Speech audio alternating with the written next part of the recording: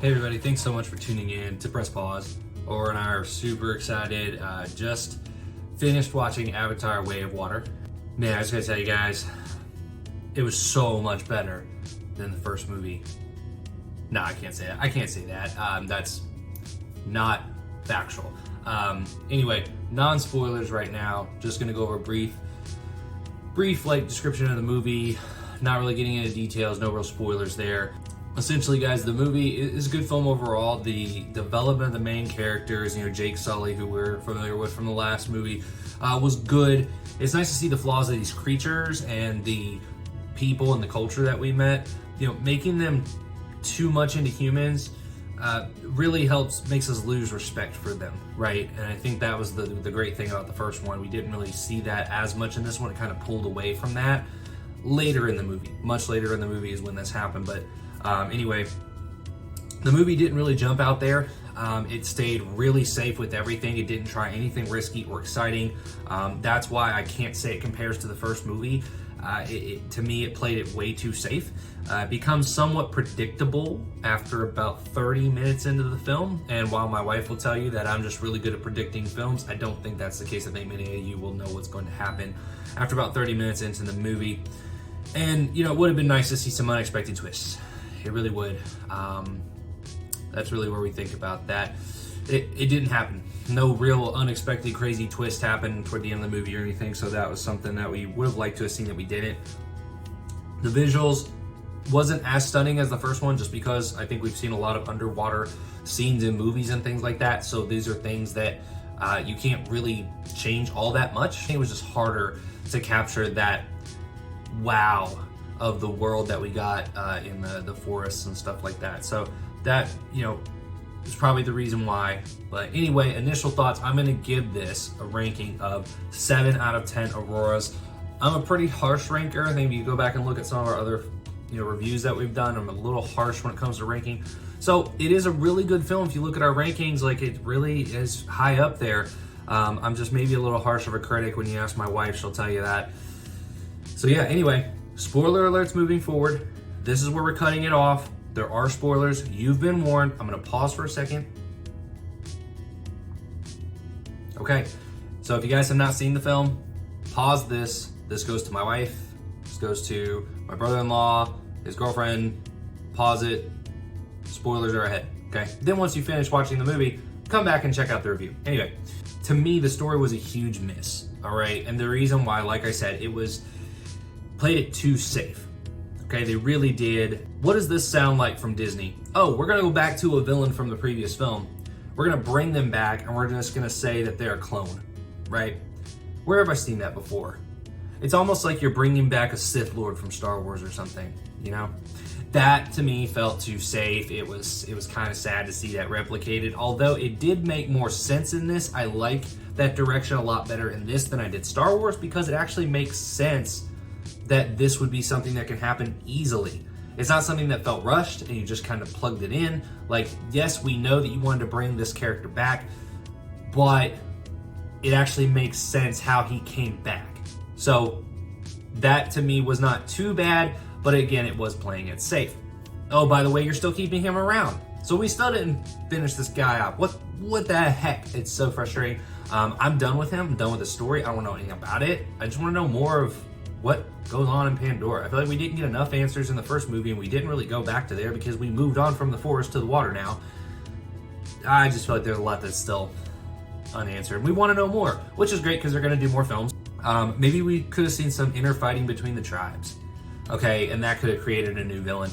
Maybe it's something where the planet itself is having issues after the humans came the first time. Okay, like that would have made it something that would have been a little bit harder to do and harder to make it work. But you know what? I think it would have led to a better story arc and better direction for everything. I think they just played it too easy. Oh, wait, the humans are back. That's all we did. Humans are coming back. Same villains. Exact same villain that we thought we killed. We didn't. Thought we killed him, but we didn't. And it was frustrating. So we're made to feel like the villain from the first movie was off his rocker and just cruel. Okay, in the first movie, we really thought this guy was a warmonger. He's sick individual. There's something mental. Something wrong with him. And now guess what, guys? We find out that we humans are the cruel a-holes. We are all jerks and don't give a crap about anybody else, just like that guy. That's what this sets it up to be. Literally, the government, the people here on Earth literally said, you know what? They killed this guy because he was going crazy and he was killing all these things and he just wanted to take over. You know what? We want that planet. Let's just take it over and kill everybody. Let's do what he did. We were made to hate this guy in the first movie, and now it looks like the whole human race is okay and behind this.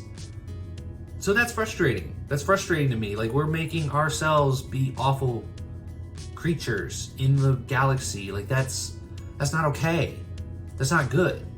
Like, we're gonna have people protesting against humans based on this movie because avatars are way better people than us. That's just kind of sad.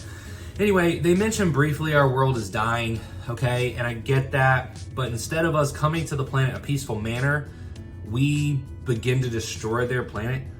What does that have to do with how does that help anybody?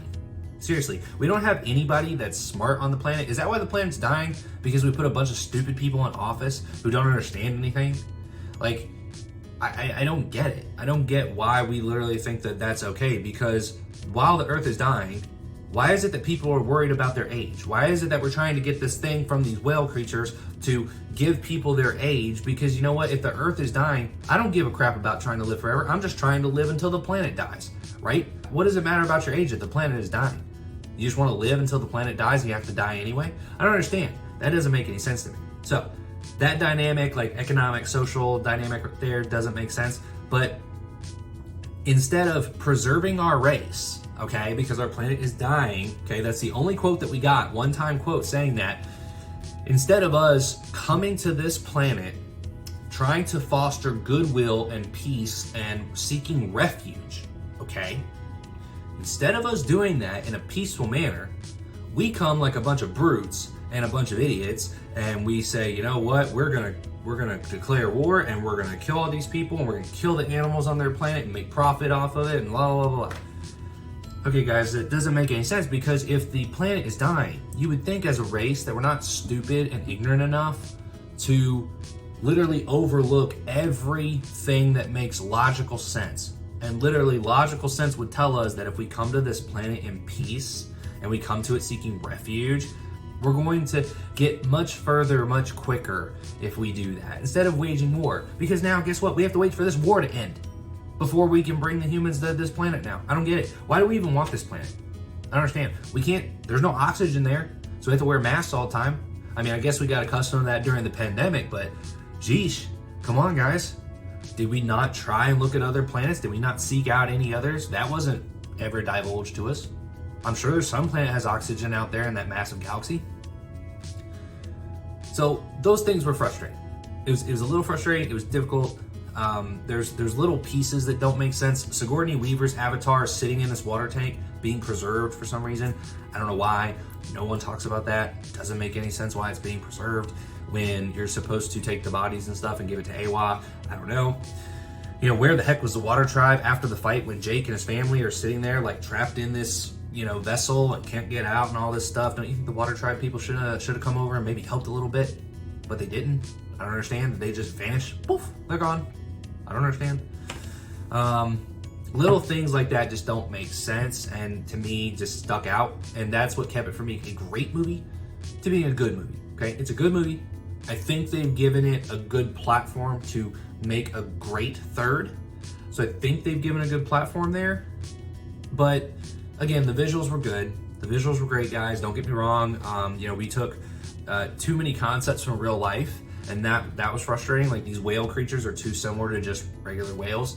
The water tribe was way too similar to Polynesian culture. I mean, the markings on the face and the body and stuff, like, that was a subtle enough hint, and you could have left it at that. But then all of a sudden, when they want to declare war, you have this tongue thing. That's what Maui warriors do when they're declaring war against their enemies, saying, I'm gonna eat you after I kill you.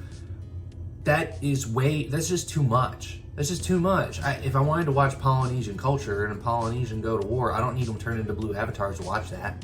You know, was Moana that successful, Disney? Was it overly successful where you said, you know what, let's make blue people Moana and add it to this? That was a little frustrating for me. I think you could have just did the subtle hint of the markings on the face and left it at that, okay? So those little things stuck out. Again, it was a really good movie. It was not better than the first. It was a really good sequel. And I do think they have the platform to jump off and make a great third. They have some good story arcs. They have the humans that are planted there now because we're stuck on the concept that the humans are the enemy. That's where we're going. We can't change it now. I'm frustrated because we should have changed it. Should have, could have, would have, but we didn't. So now we're stuck with humans being the enemy and we have to hate ourselves in future Avatar movies. So that's frustrating that we're stuck with that, but you know what? Let's make the best of it. So for Avatar 3, yeah, the people are there, they're supplanted. I think that they've got a better opportunity to pole vault off of this and make it a good story, make good action. They had great action scenes. They had great action scenes. The fight scenes and stuff were good. They were creative. So I liked those things.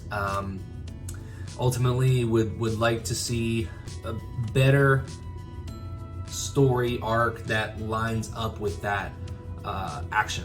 Okay, because the action was great, the visuals were great, but the story arc to me just felt a little complicated. You've also got this thing with Sigourney Weaver's daughter, who is Sigourney Weaver's face, which is really weird, who is I'm basically this Jesus, for lack of a better word. I mean, she was conceived and no one knows how and all this stuff, so she hears AWA and all these things. So it was a little complicated, it was a little too much kind of thrown in there, but it was a 3-hour film, so I think they described it well enough.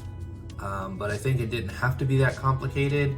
But anyway, they've set the standard to create a really good third film and continue to go on from there. I want to see what happens with Sigourney Weaver's daughter and figure out what happens with that Avatar character. And I want to figure out, where they go from here. I think they're going to be leaving the Water Tribe. Where are they going? Jake has pronounced war against the humans, which to me, again, still feels a little weird.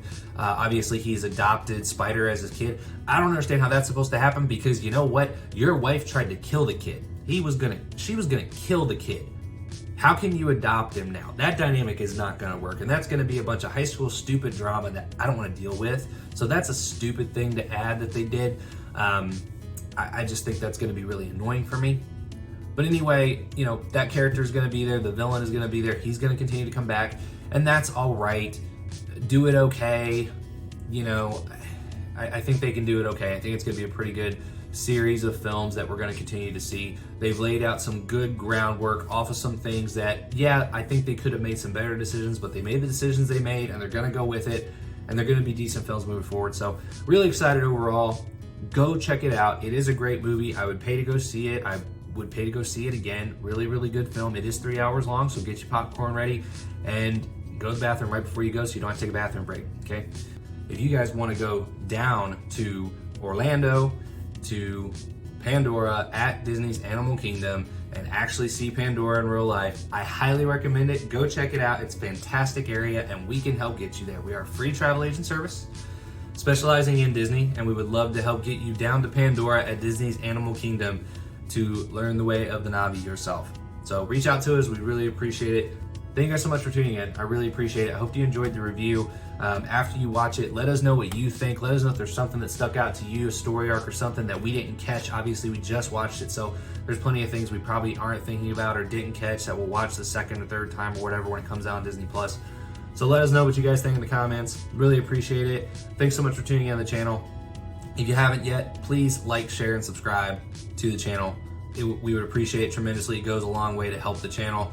And yeah, we'll talk to you guys again on the next video.